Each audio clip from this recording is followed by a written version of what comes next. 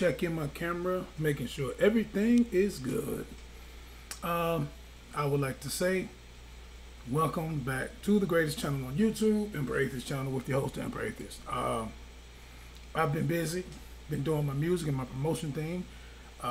Started my modeling agency back up, and my music promotions. So I've been kind of busy. I've been away from doing the videos. It's only been a couple of weeks. But shout out to all my fans and all my new subscribers since I've been gone. Like I said, I'm going to be kind of free on up to Christmas probably for a little while, so I can drop more videos and do more things pertaining to what I love to do. And that's actually refute and debunk religious incoherent arguments and stupidity. Okay, well, with that being said, I did a couple of videos a few months back. One dealing on the contradiction of theodicy and what we call the Fwd argument, or the free will defense argument, that is proposed by several Christian apologists of the day. Of course, it makes no sense, but if you haven't seen that video, it's basically how free will defense contradicts theodicy, what we call theodicy. Theodicy being basically what apologists have made up in recent years to mean basically the defense of their so-called divine God, and the defense of it being evil in the world, this particular God allowing evil to happen. It's contradictory. It's very contradictory. But go back and watch those videos if you haven't went and watched the videos. But this will be part two, and after I made the theodicy video, I actually made a part one to the problems of evil and suffering, which basically was an extension or continuation of the contradictions of theodicy video. So this is part two of the problem of evil and suffering in the world.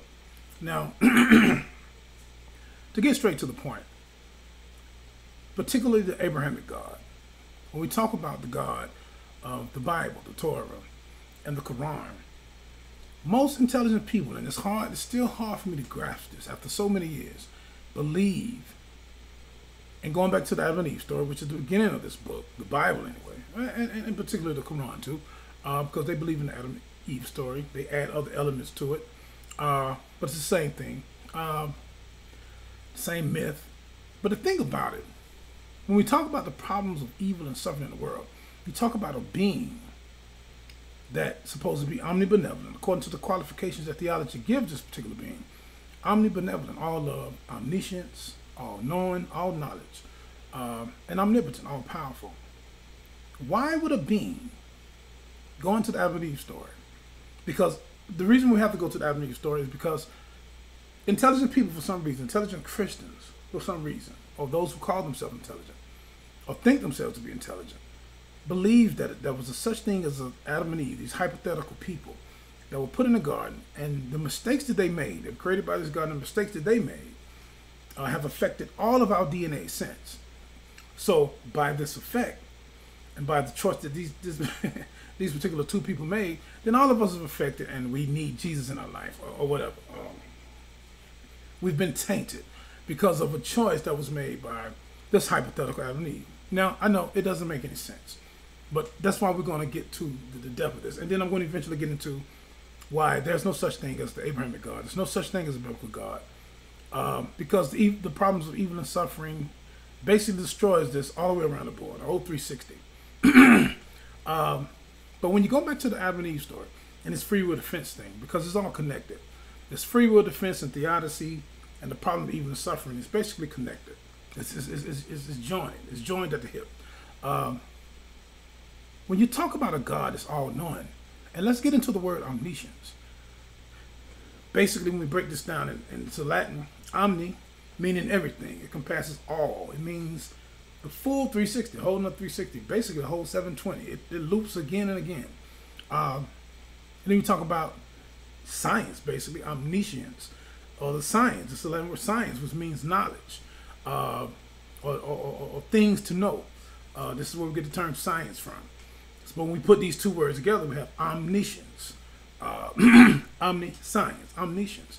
That means this particular being, according to this understanding and according to theology, this being knowledge encompasses everything, all things. So why would a God that knows all things create two people, hypothetical Adam and Eve, create these two people and trust their moral autonomy to make the right decision. Now, we have to talk about moral autonomy in this particular view, because when we deal with the free will defense and we deal with the problem of evil and suffering, then we have to talk about morality. And we have two types of morality. We have one what we call natural morality, or non-moral evils. Then we have what you call moral evils. Now, moral evils are considered in theology and in philosophy to be evils that humans create, that humans make: murder, rape, different things of that nature. These are moral evils that humans do. Then you have what you call non-moral evils or natural evils, things like diseases or tsunamis, tornadoes, and I mentioned this in my previous videos, hurricanes, accidents. I mean, just normal accidents. Now, the thing about the free will defense, it only basically tries to defend, but it fails miserably. It tries to defend the moral evils. In other words, the evils of man. In other words, man was given free will defense. But I'm going to chop both of these up again in this particular part too. But the free will defense has basically nothing to say about natural evils or the non-moral evils, which I just mentioned. But let's just go to the moral evils of humans right quick, and then we'll get to the non-moral evils. Think about this, Adam and Eve, because this is where it started, this hypothetical mythical story. There's a God who put these two people in this particular garden. They had no life experiences, no psychological experiences, no experiences of love or hate, no experiences of being tricked, no experiences of anything of that nature. But yet, this omniscient being, and I want y'all to listen to this well, please let this sink in. An omniscient being who's been here forever, right? Who wasn't created. He's the unmovable mover. He's the first cause of everything in existence. So obviously his knowledge surpasses everything. He has foreknowledge of everything, pre-knowledge of everything. But somehow, he created these newly people that he already knew what they was going to do and the choices they were going to make. But he somehow, pronoun he somehow trusted the moral autonomy of these two people who had no life experiences at all to do the right thing. After he placed them in an area where a serpent that he obviously created, in which he already said, according to the Bible, Genesis, this particular serpent was already highly intelligent than them. He was more intelligent than them. He was more vile, right? According to the Hebrew scriptures. Why would a deity do such a thing?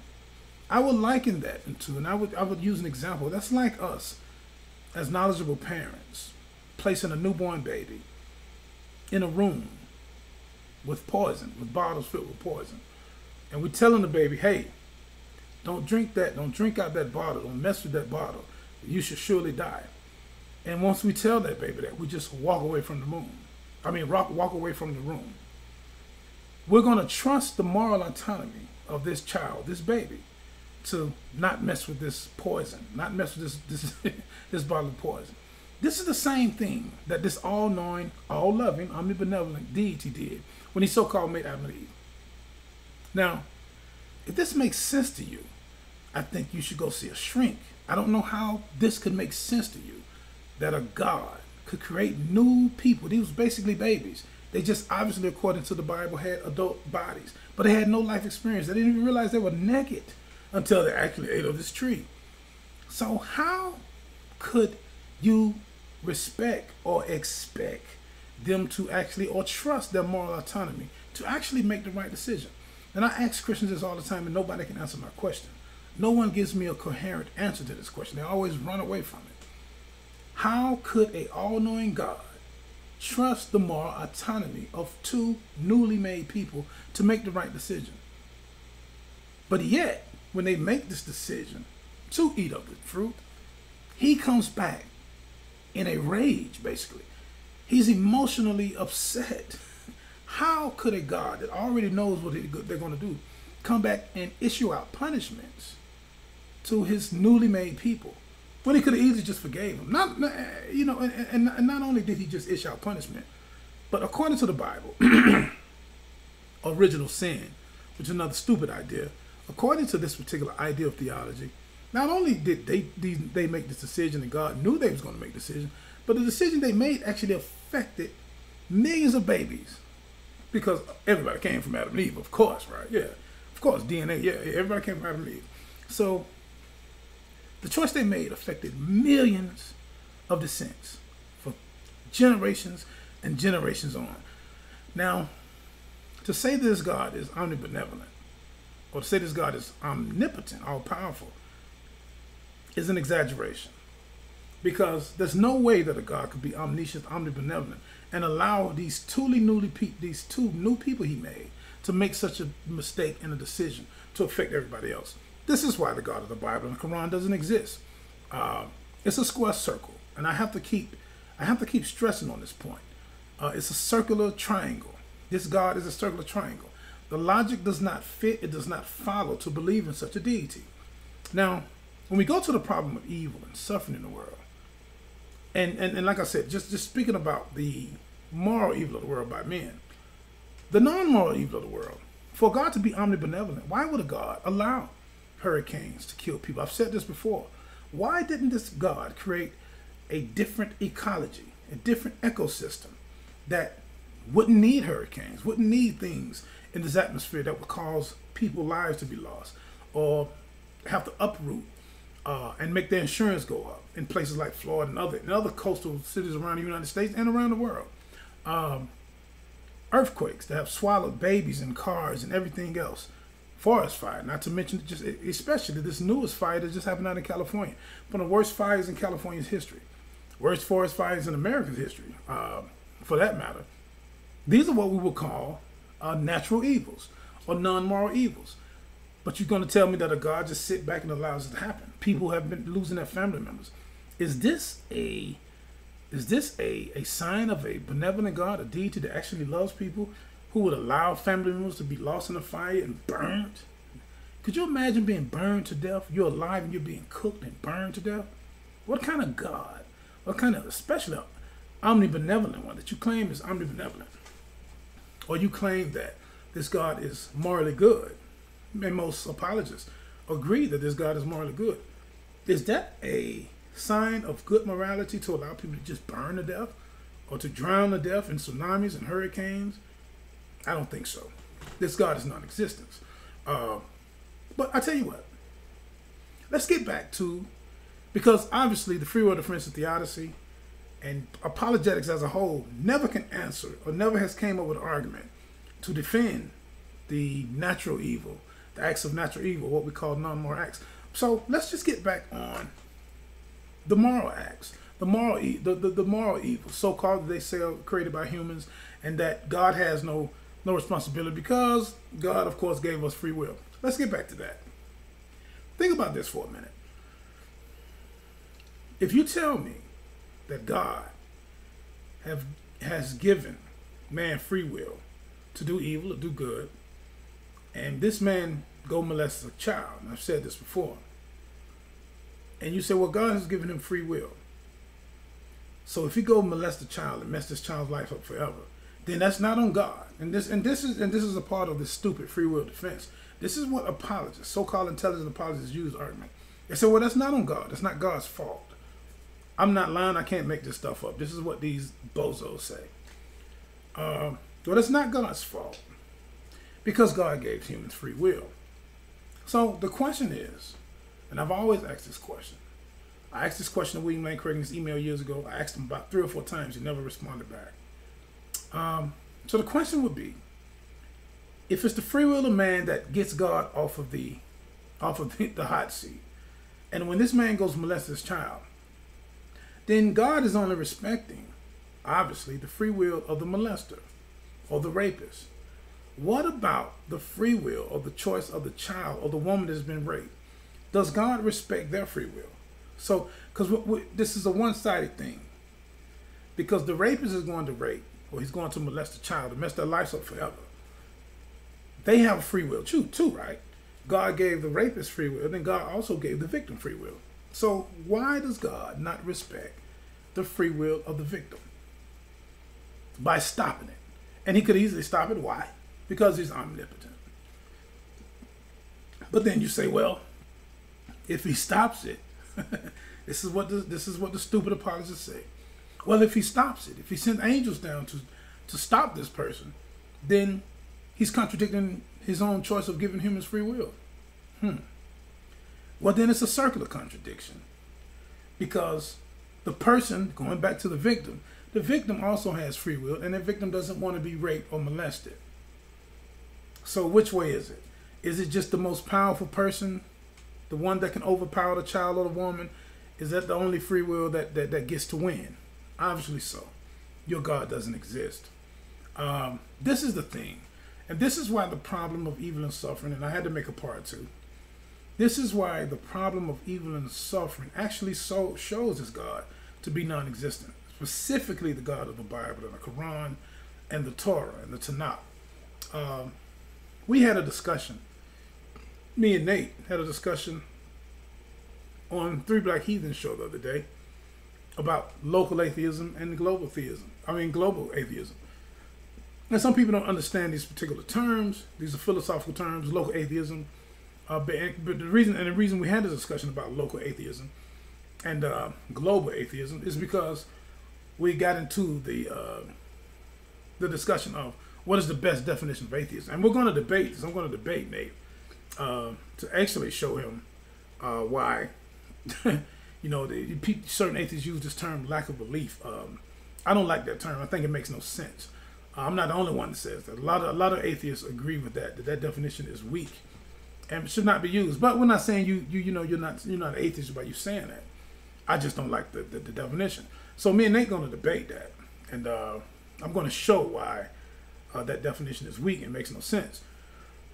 Me and Matt Dillahunty had the same discussion a few months ago, probably last year. And he agrees with me on this particular subject about this lack of atheism thing. But we was talking about, but it got off into local atheism, and Nate was saying that, yeah, I use my atheism as a proposition when it comes to basically the God of the Bible and the Quran. And I think everybody should when it comes to, I just said that to say this, I think everyone, all atheists, should use their atheism as a proposition, specifically when it comes to the Bible, or the God of the Quran, and the God of the Bible. Because this God does not exist. As I've just shown, when we deal with the problems of evil and suffering in the world, there's no way that the God of the Bible is real or exists. So local atheism is very strong in that particular viewpoint. Now, when we talk about global atheism, any other gods that we may not really know of, or we don't speak of, does that mean they may exist? Does that mean they may be omnibenevolent? Well, when we talk about a lot of other deities, their adherents, a lot of their adherents, ones we know about, don't actually put qualifiers on them like Christians and Muslims put on their particular God. Qualifiers like omniscience or omnipotent, all-powerful. So we have to judge these particular qualifiers and these particular deities by the adherents and by the people who makes up these theologies and how they believe. So according to Christian theology and Islamic theology, there's no way in the world that God exists according to what we see in nature, what we see in the world. I may do a part 3 on the problem of evil and suffering, because actually the argument from evil and suffering is basically a dagger into religion, specifically the Abrahamic faith. They can't really cope with it, and they can't come back with it. Like I said, they use theodicy and the free will defense, but when you actually go back and study these particular arguments that apologists use, you see that they're weak as water. I'm talking about water in a cup. I'm not talking about water in the ocean. I'm talking about weak. It's terrible. It's weak. It makes no sense. But once again, thanks for watching my channel. Make sure you hit the like button. And if you're not subscribed, please subscribe to the Emperor Atheist channel. And also find me on Facebook as Alex Legends as well. I'm the Emperor Atheist. I'm out. Peace.